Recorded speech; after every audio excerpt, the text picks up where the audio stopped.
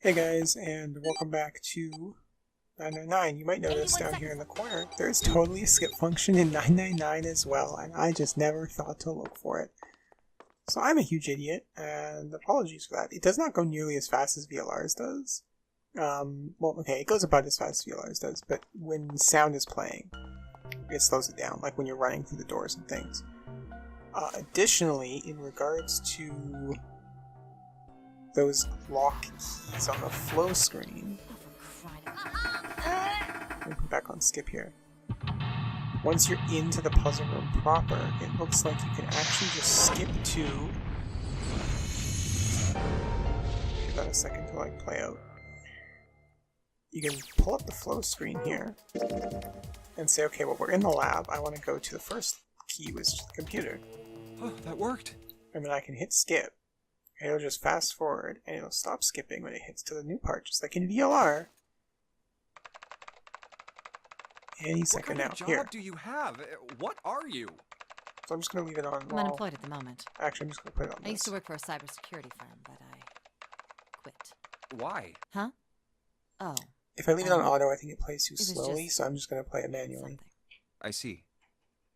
But we learned a bit more about Lotus that we didn't get last time, but we kind of got last time. I'm going to try and brute force it. Brute what? A brute force attack is... Well, the short version is that I just attack the thing head on. The long version? A brute force attack is one of the simplest ways to break a cipher. Some kind of super hacker. It checks every possible combination until it finds the right one. For a complex cipher, it can take a very long time. I'm writing a program that would run an attack like that on its own. It's not the most elegant solution, certainly. But given the circumstances, there isn't much else I can do. I mean, from what I gather, it means she doesn't have to sit there trying every result herself, but which back to what seems we were talking perfectly about logical. earlier. What were we talking about? The wireless display? It's kind of strange if you think about it, isn't it? How do I put it? Well, let's say you write a program that calculates an addition problem for you. All right, so you enter 1 + 1. The screen will show you 2. See? Isn't that strange? No. Not really. Oh, come on now. Of course a caveman like you would think it was strange. You said so just a minute ago. You're just not getting it, are you? Who calculated 1 + 1? The main computer, right? You said it connected to the monitor wirelessly. Yeah, but someone who grew up in a cave wouldn't know that, right? They'd probably think that this thing here, the monitor, is doing the calculating. And once they've decided that, they'll start examining this monitor. They might poke the screen or something. Ah, I see the color changes when I press it here. Then they might investigate the hardware on the inside. Oh, I see. So this wire supplies the power. Eventually, they might even cut the wires. Ah, yes. Just as I expected. When this wire is cut, no results appear. Therefore, it must be this device which does the calculations. Oh. But the truth is that, just like you said, the computer is doing the calculating. But these cave people wouldn't know that, because they have no idea that the monitor and the computer are connected wirelessly. Correct. So, what are you trying to say? Nothing, really. It's just, I thought, maybe, what if the relationship between human beings and our brains is like that? Huh? Well, let's say you stick a bunch of electrodes into parts of the brain. A scientist examining the signals they send out might say, interesting. So stimulating this part of the brain causes the person to see colors. That must mean this neuron cluster controls that function. Okay, let's see what happens when I cut out this part. Ah, just what I thought. Cutting off this part causes that function to cease. Therefore, human thought processes must occur in the human brain. See? Doesn't it sound the same? I mean, it wasn't needlessly reductive, and she's kind of changed things just enough that it's kind of like not necessarily equivocal, but sure, it sounds the same. Just an output device, like this monitor. Maybe our thought processes actually occur somewhere else, in a main body. We just don't know it. We never even think about it. Just like those cave people wouldn't know about wireless communications. We can't... Oops, we can't what? Imagine that there's some unknown medium that transfers information to our brains where we experience that information as thoughts. The brain is just an output device. Human thought actually occurs somewhere else. That's just crazy talk. Maybe that's the cause of Seven's amnesia. If Oops. Memory loss is actually stored somewhere else, in some sort of main body somewhere. Maybe he hasn't forgotten anything at all. He's just having a difficult time accessing his memories, because the monitor, His brain has been damaged. Huh. But a monitor wouldn't have a hard time accessing. Like, my left, I'm using the 2 monitor setup here. On the left, I have Audacity running. I have my videos folder open, so I can like make sure my files are named properly, so I don't lose everything. I've got a volume mixer up, and I've got OBS recording. And I can see the preview window. On my right monitor, I've got 999 playing, and I've got my desktop background. And my right monitor is kind of going, so anytime the pixels are a little too orange, like say Lotus's skin here, the pixels are just kind of dead and can't display that orange properly. But I suppose that would explain if they're Phasia still had there blindsight, too. fine, because I can see that on the left monitor that they're displaying fine there, they're recording fine. Perhaps they actually can't speak or see. Or maybe that's exactly what she's saying. The monitor just isn't functioning properly. I guess people with prosopagnosia could be suffering from the same thing.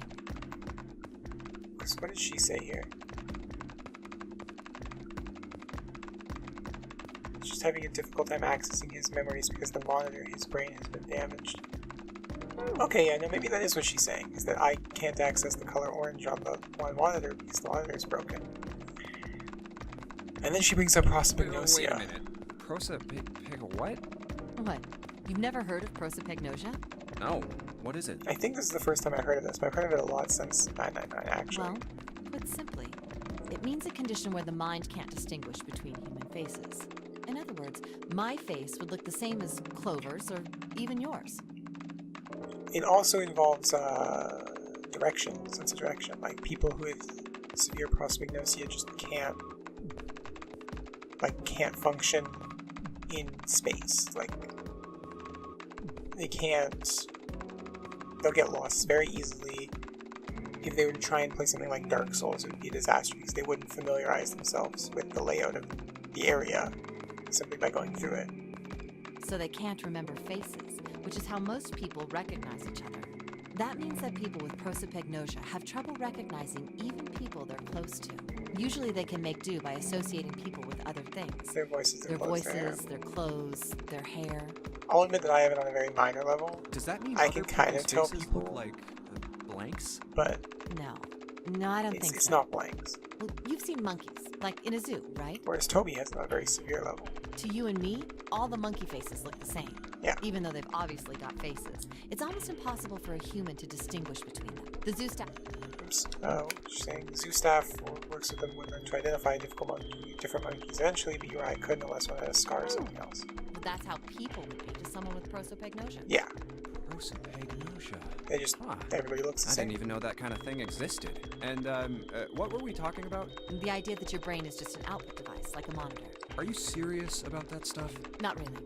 I was just kidding for about half of it. What about the other half? It sounds very familiar to the morphogenetic field stuff she brought up after the Funyan Reaper thing at the beginning of the game. Well, I guess I was just adulting. Not funny. It's nothing more than a story I made up out of boredom. Don't take it seriously. It was the first thing that came to mind, and I just talked about it to kill time. But looks like I don't need to talk anymore. Why? I don't have to kill time any longer. Oh, then you finished that brute whatever thing? I certainly did. And let's see what we got. Piece of cake. The screen changed again. What the? No idea. Looks like a puzzle. Huh? Aren't you gonna, I don't know, do more computer stuff?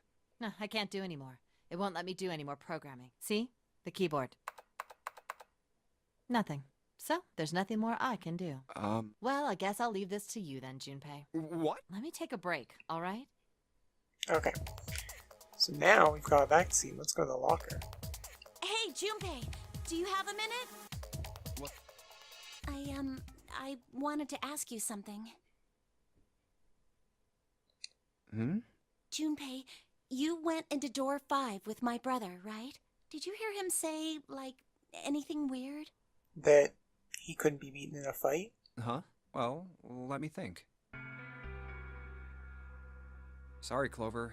I can't really think of anything. I mean, he did mention that his hearing exceeds that of a regular person, or something like that, but... That he couldn't... He did. That's about it. He said he could beat anybody in a fight. Okay. That's what he said. Hey, wait a minute. I think that's the most relevant part of that whole conversation. Look, I don't know if I should ask you things, but if you don't mind, I was hoping you could tell me if, is Snake, I mean, was he born? You're talking about his eyes? Yeah. No, he wasn't born blind. When he was a kid, he got in an accident, a really bad car accident. He couldn't see after that, and his arm. His arm? Yeah, my brother's left arm is, it's not like a normal person's arm. It's fake. It's not a real arm. His arm is fake. Which arm? Left arm. His left arm isn't real. The accident hurt him really bad. To save him, they had to cut off his arm. Oh. Is that all you wanted to ask me? Look, I'm sorry for making you talk about all that painful stuff. It's not that.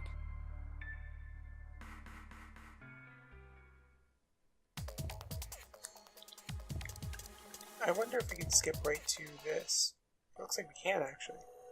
I believe the box has reached the floor. Yeah. June's down over by there. She doesn't seem to be improving. Well, of course not. She's not gonna just get better right away, you know?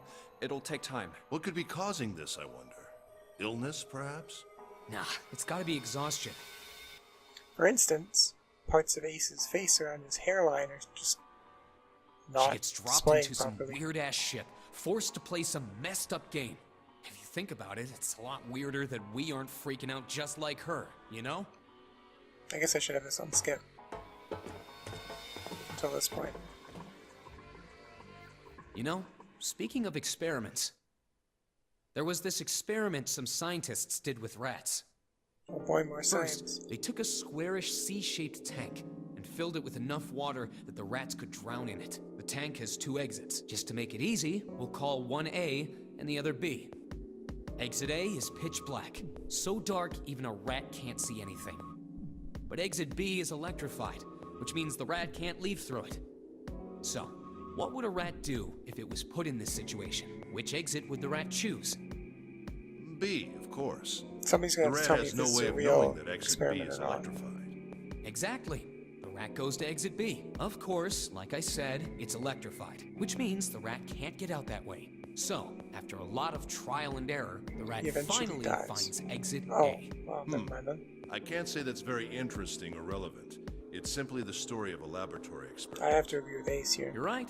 It isn't very interesting. Yet. See, these scientists repeated this experiment over and over, using hundreds of different rats over several generations. This produced some surprising results.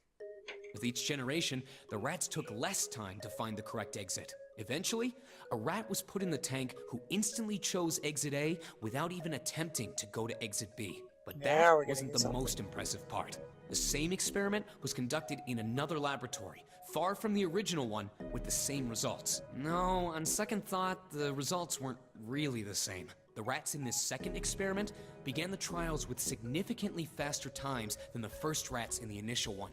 These rats weren't related to the others and had never even come in contact with them. And yet, they all easily found their way to exit A as though they already knew. What did it mean? That the Are you rats suggesting can something access like telepathy? each other's minds. They were passing information to one another through some undetectable medium?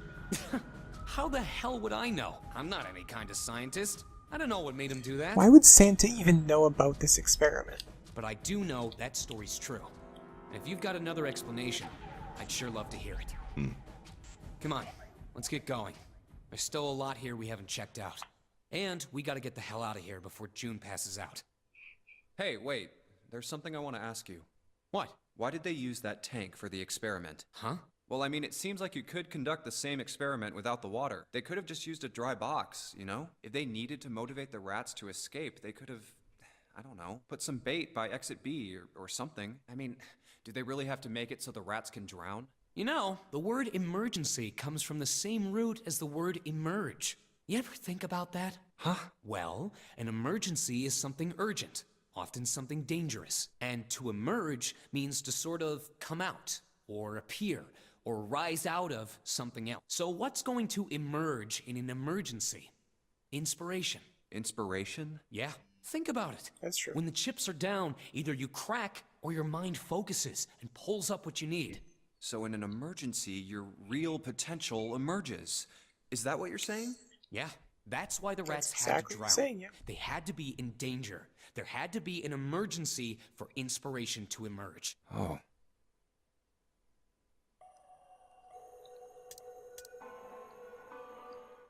Oh, there's another line Now we here. finally have all 9. Hey, June, are you okay? I'm sorry, I gotta go check on her. You finished the box thing, alright? Just put the cards in the boxes. You might remember that as soon as Ace saw the cards and was told it was simple, he just walked away. I'm counting on you.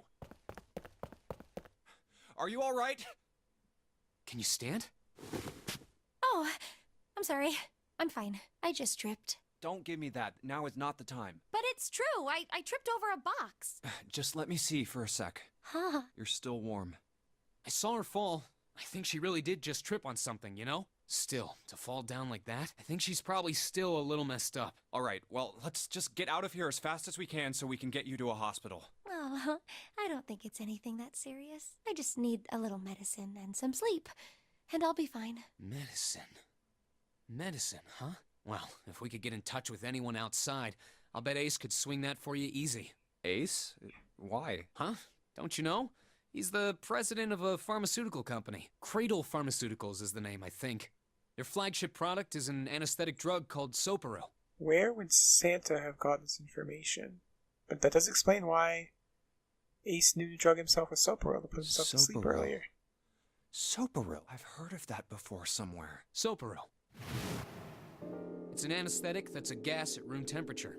A lot like how nitrous oxide is. It takes only a few seconds to spread, and even a small amount is very effective. A bunch of countries quickly accepted it for widespread use within their police and military forces. It was an effective crowd suppressant and room clearer. It was practical, ethical, and the humane nature of it made it the ideal drug. Soparil a real thing? It's been around for about 6 years. They developed it from the extracts of several different roots. It became popular almost as soon as it was made public, with many governments placing large orders. When I search for Soparil, the only results are Demand for Soparil Beta, skyrocketed. Soparil Drug, and Of course, Soparil that meant 999, Cradle and I'm under the Pharmaceuticals impression stock that did too. it's just a play on the word soporific. Why do you know all of this? I heard it from the old man himself. From Ace? When? By the number 4 door at the central stairway, when we were searching the second-class room. Remember how Snake, 7, and you went to door 5? It was back then. I asked him what he did for a living, and he said he ran his own company. After that, we just started talking, and I guess it just came up, you know? Huh. Are you worried about something? No, nothing. What the hell is he doing? June, don't push yourself, alright? Yes. Santa, could you take care of her? I'll go check on Ace. Looks like he's having trouble. Sure. What are you doing? What happened? Nothing. My vision has gotten rather blurry, I think, because of fatigue. I can't see very well at the moment. What can't you see well? These pictures. I don't care to admit it, but I may be developing presbyopia. Growing old is a difficult thing. At any rate, I'll leave the rest to you. I'm feeling awfully tired, so if you don't mind, I'd like to rest for a bit. How could simply looking at cards have tired him out? Because he can't But tell if it them wasn't, apart. what had made him so uncomfortable? Prosopagnosia. Well, put simply, it means a condition where the mind can't distinguish between human faces. In other words, my face would look the same as Clover's or even yours, so they can't remember faces, which is how most people recognize each other. That means that people with prosopagnosia have trouble recognizing even people they're close to. Maybe he's got prosopagnosia? Huh. Well, he looks depressed enough to... Oh well. Time to solve the 9 boxes puzzle. Ace's card is in box 1, Snake's is in number 2. And then we're done I just from need to there, do the so. same for the rest. And finally, the 9th man's card into box 9. Can I not? I can't access the floor yet. What the? 9... I guess I have to. There we go.